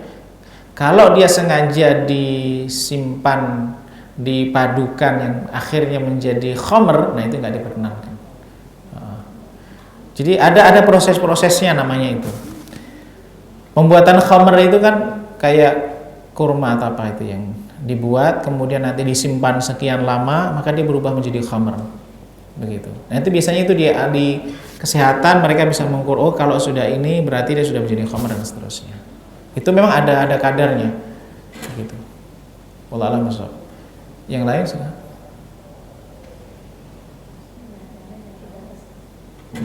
Ya, halo Ustadz, kalau misalnya kita bertamu ke rumah yang non muslim ya Ustadz, mereka kan masak babi itu, misalnya mereka menyodorkan minum di dalam gelasnya, gimana tuh Ustadz? Yang pertama, bahwa babi itu ketika kita pada waktu pertempuran itu pernah Nabi SAW seingat saya itu untuk menghindari memakai tempat-tempat mereka, tapi kalau terpaksa dibersihkan terdahulu, dicuci, kemudian dipakai boleh. Maksudnya bagaimana? Jadi kalau misalnya kita punya teman non muslim, dia punya wadah nih, wadah itu kita cuci, boleh nggak kita pakai? Boleh kan? Gelas non muslim itu ketika habis dipakai itu dicuci atau enggak? Dicuci kan? Berarti najisnya enggak ada kan secara zahir.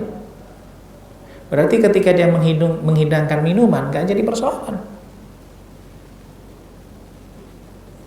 Ini terlepas suka enggak suka. Kenapa? Najisnya dari mana?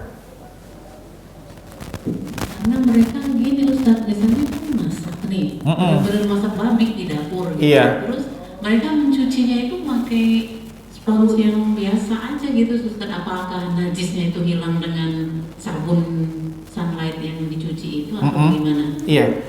Kalau pandangan Imam Nawawi Bu, beliau bermadzhab Syafi'i mengatakan najisnya babi itu nggak seperti najisnya anjing. Jadi kalau disuci pakai sunlight itu udah bersih.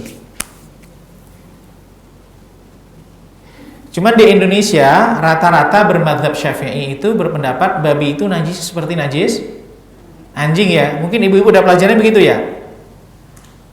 Yang harus babi dibasuh 7 kali kan?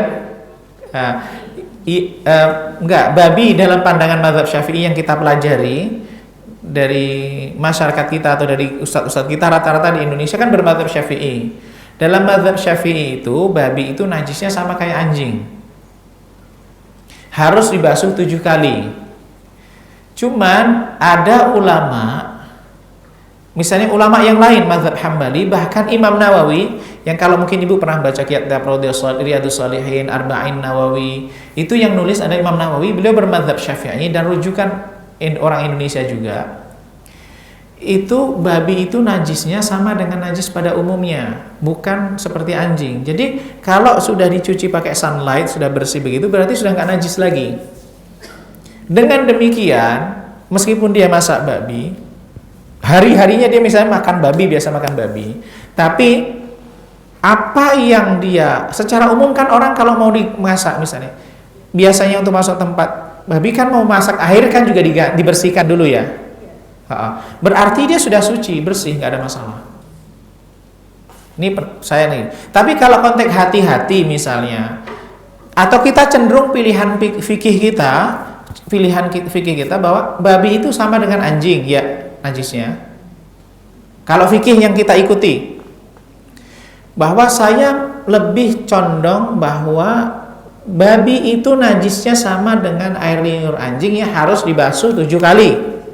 Makanya nggak ada masalah, misalnya ibu menolak dan seterusnya, nggak ada masalah. Karena mengikuti pandangan fikih yang demikian. Tapi kalau saya misalnya secara pribadi, bahwa babi itu hukum najisnya tidak sama dengan anjing, maka berarti ketika disuci dengan sunlight dan seterusnya itu sudah suci, sudah bersih. Ini menurut hemat saya ini lebih fleksibel dan lebih mudah, karena memang tidak ada hadis spesifik tentang najis babi. Yang ada yang dibasuh 7 kali itu adalah najisnya anjing. Nah ini sebenarnya fikih ini juga akan memberikan hal yang keringanan bagi mereka. Misalnya di Indonesia kan banyak ya muslimah bekerja atau muslim bekerja di rumah bekerja di rumah non muslim. Bagaimana dia? Apakah setiap hari nampannya dibasuh 7 kali dan seterusnya? Nah itu ya. Ketika dia masak babi dan seterusnya, maka babi itu ini terlepas hukum tentang memberikan pelayanan bagi non-muslim terkait masalah sesuatu yang haram dikonsumsi ya. Itu perdebatannya panjang di antara ulama. Tapi masalah ini tadi, masalah mensucikan tadi pakai sunlight, pakai ini, kalau babi itu sudah suci, insyaallah. Begitu, Bu. Jadi kalau misal minuman gini ya, misalnya begitu ya, maka ini kan bersih gitu misalnya. Meskipun dia mengkonsumsi babi begitu misalnya, tapi dia sudah dibersihkan, berarti dia bersih, nggak ada najis. Wallahu a'lam bishawab. Begitu. Kurang lebih begitu, Bu. Mungkin ada yang lain? Ya, Ustaz, ini saya ada temannya Ustaz ya. Jadi dia sangat hati-hati kalau makan mau di tempat yang ada tulisannya halal. Gitu, iya. ya. Jadi kalau kayak kita ajak makan-makan tempat seperti yang belum ada halal, misalnya seperti makanan Jepang, dia khawatir dengan apa? Mirinnya apa kalau nggak salah ya? Iya, yang misalnya ini. Iya, mungkin yang dikhawatirkan mirinnya. Cuman kan ada hadis kalau nggak salah ya, hadis apa? Janganlah kita mengatakan sesuatu itu haram, padahal itu halal gitu, Ustaz kan? Jadi kita juga tidak boleh sembarangan mengatakan sesuatu itu haram, padahal belum jelas keharamannya. Jadi apakah tidak berlebihan orang yang selalu ingin makan yang ada tulisannya ada halal MUI gitu, itu jadi patokan gitu. Jadi kalau tempat-tempat yang lain dia tidak mau gitu kan. Bagaimana Ustaz? Iya. Hal ini menarik. Saya teringat dengan kisahnya Imam Nawawi. Imam Nawawi itu kalau nggak salah di Damaskus ya, di Syria, di Syam. Beliau itu tidak pernah atau menghindari makan makan dari kurma yang dibeli di pasar. Bukan mengharamkan, untuk kehati-hatian. Imam Nawawi pandangannya begini, di Damaskus waktu itu ada tanah atau kebun kurma yang sangat luas yang wakaf. Jadi ketika ada kurma itu, sebagian orang itu ada kurma yang berguguran atau kurma itu diambil dari tanah wakaf itu kemudian dijual di pasar. Imam Nawawi sebenarnya secara fikih kalau dia beli di pasar kan halal, ya kan? Karena dibeli. Tapi Imam Nawawi nggak ingin ada kurma dari wakaf itu masuk dalam dirinya. Maka dia, kurma yang dia konsumsi itu dia beli pada orangnya secara langsung, atau datangkan dari kampung dia. Kasusnya mirip, Bu. Untuk menjaga. Jadi ada istilahnya wara. Wara itu apa? Kehati-hatian agar tidak masuk benda yang haram, atau bukan benda haram bahkan. Bukan, kalau level syubhat sebenarnya bukan syubhat, tetapi sesuatu yang diperoleh jalur ujungnya itu kurang tepat, atau kehati-hatian lebih tepatnya. Maka keberkahannya luar biasa dari sosok Imam Nawawi itu. Gak sampai 50 tahun umurnya, meninggal di usia itu. Tetapi karyanya itu dipelajari seluruh dunia hingga saat ini. Jadi label halal MUI itu adalah sejenis perlindungan untuk konsumen, agar karena hak konsumen itu ketika dia mau konsumsi sesuatu dia tahu ini halal atau haram, dan juga memberikan kemudahan bagi seseorang untuk memastikan bahwa proses pada tempat makan dia makan itu memang sudah sesuai syariah. Padahal sebenarnya kalau dia misal makan apapun, selama dia nggak melihat itu ada perkara haram, itu halal bagi dia. Kalau ada sesuatu yang tidak diketahui dicampur zat-zat tertentu, itu urusan yang mencampur makanan tersebut. Sebenarnya begitu secara fikihnya. Jadi stempel dari MUI itu adalah untuk perlindungan konsumen, atau bagi kita ketika mau mengkonsumsi sesuatu memastikan bahwa di situ tidak tercampur sesuatu yang diharamkan. Begitu, Bu. Jadi tidak masuk dalam kategori mengharamkan. Jadi beda antara mengharamkan. Kalau mengharamkan itu la tuharrimu thayyibati ma halallahu lakum. Jangan kamu haramkan makanan yang baik yang Allah halalkan untukmu. Itu maksudnya gini, sesuatu ini halal tapi itu haram untuk dikonsumsi, atau sesuatu yang enggak ada label MUI-nya itu haram, itu enggak tepat. Jadi sesuatu yang nggak ada sertifikasi MUI itu belum tentu halal juga belum tentu haram. Begitu sifatnya. Bisa halal, bisa haram. Cuman kalau ada sertifikasinya itu berarti dia ini sudah diaudit, sudah dicek dan seterusnya bahwa ini sesuai dengan standar itu halal. Begitu, Bu. Wallahu a'lam bishawab. Jadi antara kehati-hatian dan mengharamkan itu satu yang berbeda dan tidak berlebihan sebenarnya. Tapi kalau dia memaksa orang lain, nah itu yang kemudian menjadi berlebihan. Tapi kalau untuk dirinya, nah itu adalah sifat kehati-hatian. Wallahu a'lam bishawab. Mungkin masih ada yang lain atau tambahan. Ya, jadi itu bahkan sampai tidak mau makan yang all you can eat.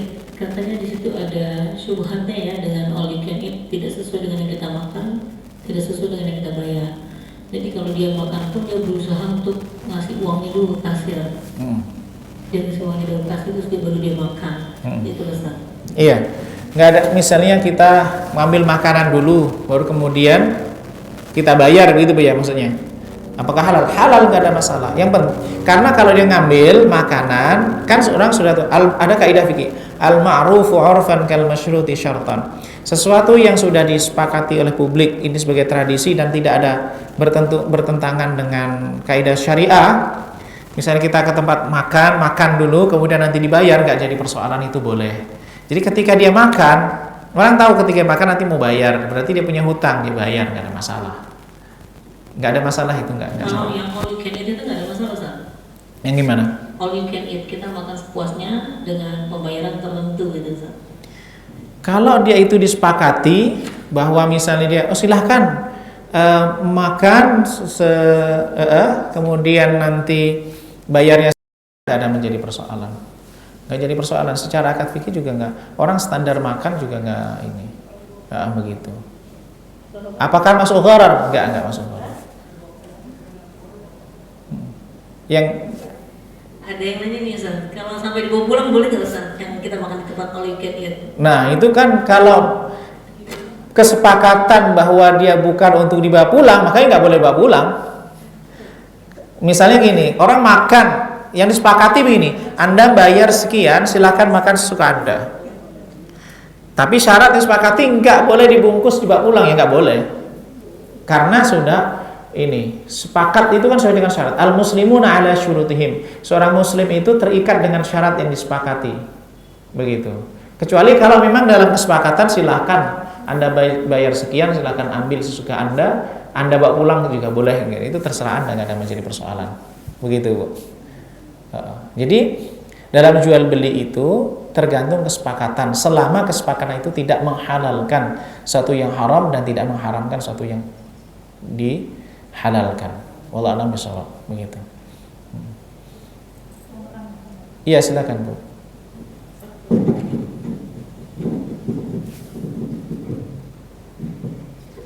Mohon maaf Ustaz, saya mau tambahkan aja tadi pertanyaan Ibu Ayu. Jadi kalau all you can eat, kita bayar 100.000.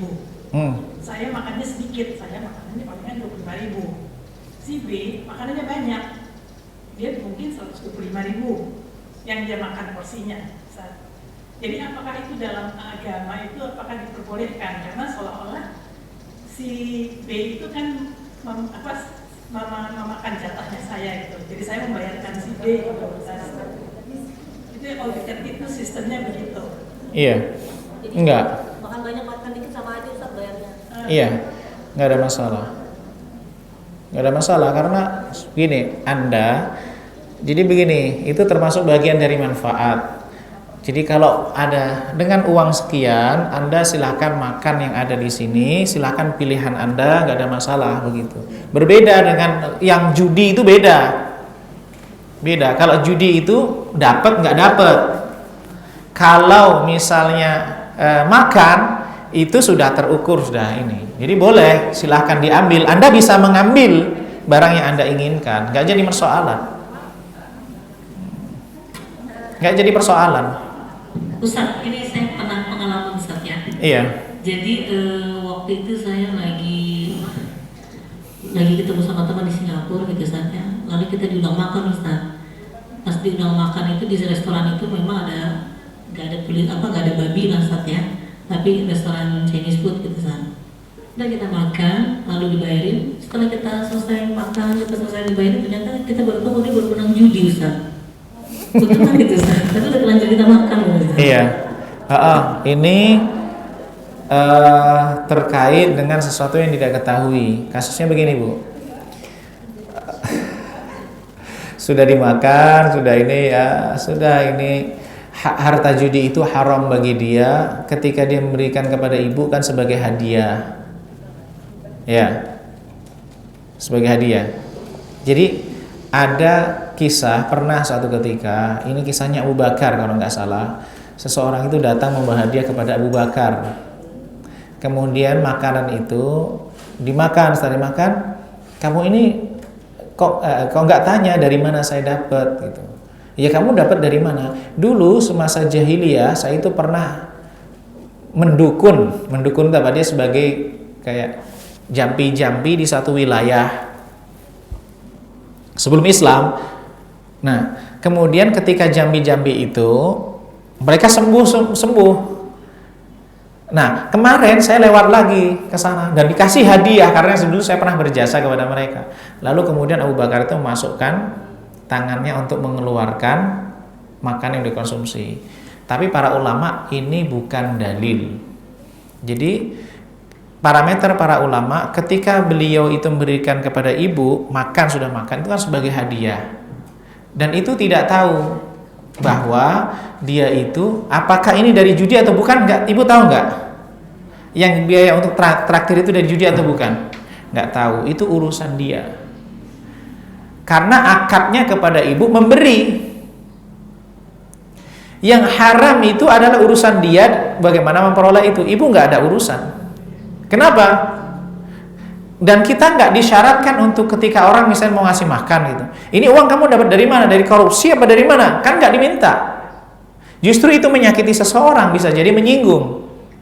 Dia akadnya memberikan kepada kita, akad memberi itu boleh, sedekah itu boleh. Adapun sah atau tidak itu urusan dia dengan Allah. Urusan kita dengan dia memberikan sesuatu dan itu kita terima, nggak jadi persoalan. Sebagaimana orang kalau dapat uang haram, bagaimana dia melepaskan uang haram itu dari dia?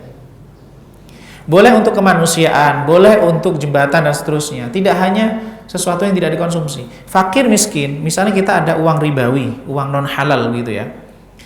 Kemudian ada fakir miskin. Bolehkah kita berikan uang itu? Boleh. Tapi niatnya bukan sedekah, niatnya melepaskan diri dari harta haram. Begitu. Itu gambarnya, Ibu. Jadi itu agak jadi persoalan bagi Ibu. Karena apa? Pertama Ibu tidak tahu, kemudian yang kedua adalah sifatnya sebagai pemberian dan hadiah, dan itu tidak tahu uang itu dari judinya atau bukan. Itu urusan judi, urusan dia dengan Allah Subhanahu wa taala. Wallahu a'lam bishawab. Mungkin ada yang lain atau cukup? Silakan.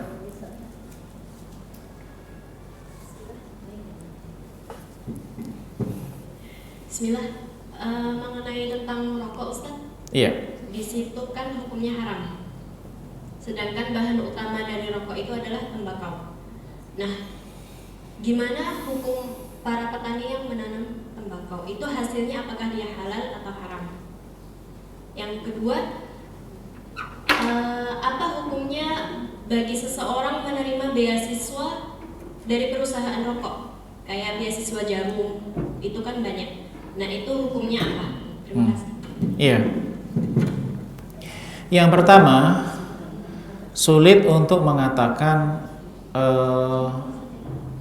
jadi ada sisi keberkahan, ada sisi halal haram. Terkait dengan tembakau, orang menjual tembakau kepada tembakau itu kan bisa digunakan untuk sesuatu positif, bisa digunakan untuk sesuatu yang negatif. Ya kan? Tembakau itu bisa untuk obat juga kalau nggak salah, diproduksi untuk obat.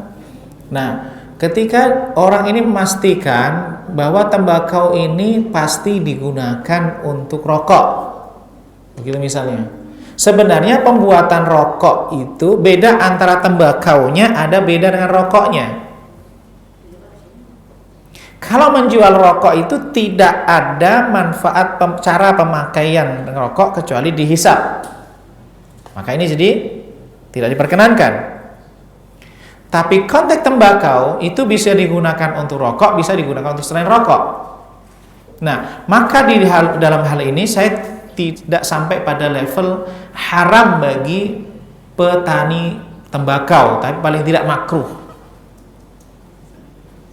Karena apa? Penggunaannya bisa untuk rokok, bisa untuk selain rokok. Sedangkan rokok sendiri itu pasti penggunaannya pasti untuk dihisab, sudah pasti. Jadi kalau tembakau pemanfaatnya bisa 1, bisa 2, bisa lebih. Maka dari sini yang membuat rokok pun bukan petani tembakau. Cuman dia memang memberikan ada satu sisi irisan, memfasilitasi dan seterusnya. Maka di sini tidak sampai level haram, tapi sampai makanya tidak makruh lah. Maka sebaiknya bagi seorang petani bukan petani tembakau. Kecuali memang tembakau itu digunakan untuk obat dan seterusnya. Begitu dalam konteks pilihan. Jadi orang itu berprofesi tanam itu kan bisa pilihan, bisa tembakau, bisa yang lainnya. Jadi sisi itu. Kemudian yang kedua tadi, beasiswa. Beasiswa yang diperoleh dari perusahaan rokok ada dari dua sisi. Mungkinkah dia untuk kuliah melalui cara yang lain selain beasiswa dari rokok? Apabila memungkinkan, maka sebaiknya beasiswa bukan rokok. Kemudian yang kedua, apabila memang profesi ini sangat dibutuhkan oleh umat dan adanya beasiswa hanya dari perusahaan rokok, maka perlu dilihat begini. Haram itu, status haram harta ini itu bagi perusahaan rokok. Adapun ketika diberikan oleh penerima beasiswa, statusnya adalah pemberian. Dan akad pemberian itu dalam kacamata syariat itu diperbolehkan. Maka dalam hal ini sebenarnya ada pilihan ideal atau tidak ideal. Jadi untuk dikatakan haram, ya kalau haram secara qat'i, misalnya ini haram begitu. Sebenarnya haram li ghairihi, haram karena sebab-sebab tertentu. Haram karena bahwa ini sumbernya tidak halal dan seterusnya. Tapi kalau dilihat dari konteks akad, misalnya pandangan Syekh Yusuf Al-Qaradawi, kalau sistematika istihad Syekh Yusuf Al-Qaradawi itu begini. Rokok atau bunga bank lah menurut sebagian ini, itu haram bagi orang yang berinteraksi secara langsung. Dalam proses rokok itu interaksi secara langsung siapa? Perusahaan rokok kan?